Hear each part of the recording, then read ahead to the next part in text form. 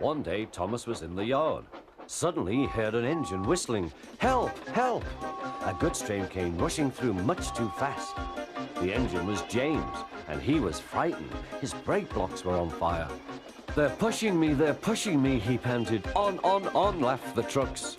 Still whistling, help, help! Poor James disappeared.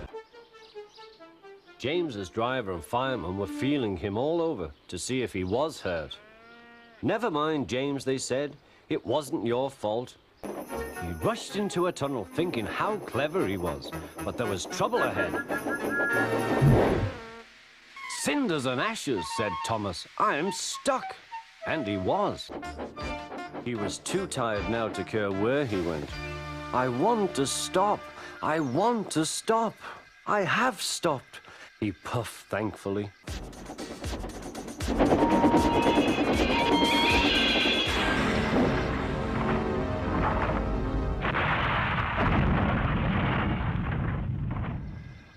Henry's driver and fireman had jumped clear before the crash, but Henry lay dazed and surprised.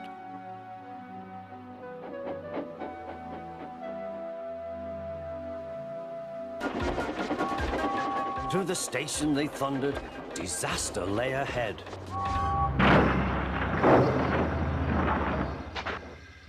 Something sticky splashed all over James. He had run into 2 tar wagons and was black from smoke box to cab.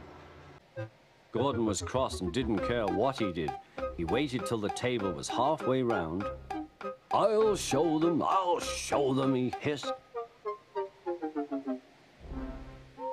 He moved slowly forward to jam the table, but he couldn't stop himself and slithered into a ditch. Ooh, she hissed. Get me out! Get me out! Now for my plan, thought Thomas. Bumping the trucks fiercely, he jerked his driver off the footplate and followed them into the siding.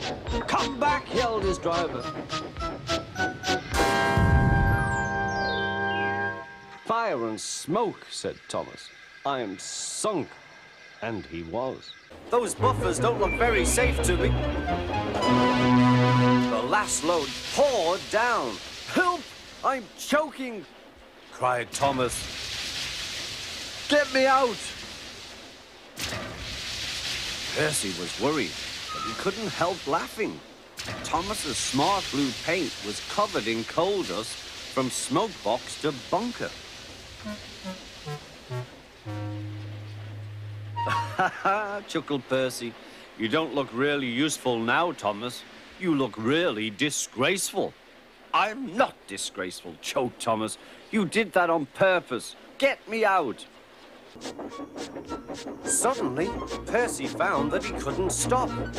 The buffers didn't stop him either. Oh, wailed Percy, help! The buffers were broken and Percy was wheel deep in coal. As Edward clanked by, they broke through the fence and ran across the line. A coupling was broken and some trucks were left behind. Every wise engine knows that you cannot trust trucks. Go on, they yelled, and bumped Percy's driver and fireman off the footplate. Oh, said Percy, sliding past the board. Percy was frantic. That's enough!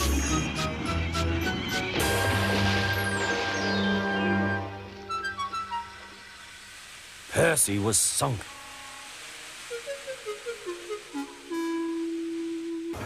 Gave a great heave. The trucks geared forward. Oh! They screamed. We can't, we won't. Some of their brakes snapped, and the gear jammed in the sleepers.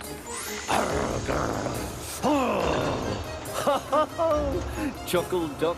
Diesel recovered and tried to push the trucks back, but they wouldn't move. Duck ran quietly round to collect the other trucks.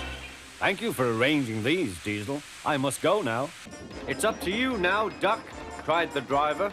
Duck put every ounce of weight and steam against the trucks. It's too late, Duck groaned and shut his eyes. He veered into a siding where a barber had set up shop. He was shaving a customer.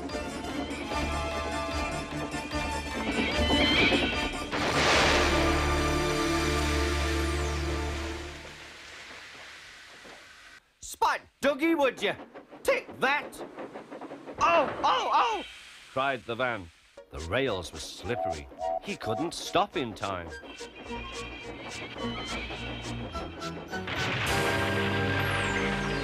Fat Controller was most annoyed. Lay it to me, shouted Douglas. The guard was anxious. Go steady, the van's breaking. The van was in pieces. There was the station master's house. The station master was about to have breakfast. Horrors! Cried Thomas and shut his eyes. The house rocked. Broken glass tinkled. Plaster was everywhere. Thomas had collected a bush on his travels. Percy slid into the yard. Peep, peep! Look out!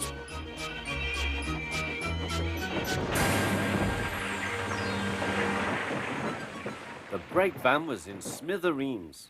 Percy's driver and fireman had jumped clear, but Percy was stranded.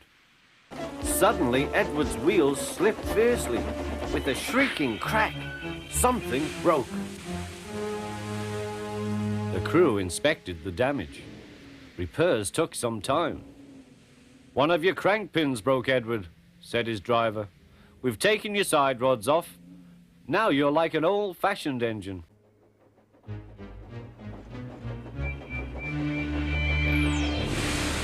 Percy broke the car to smithereens. Lime flew everywhere.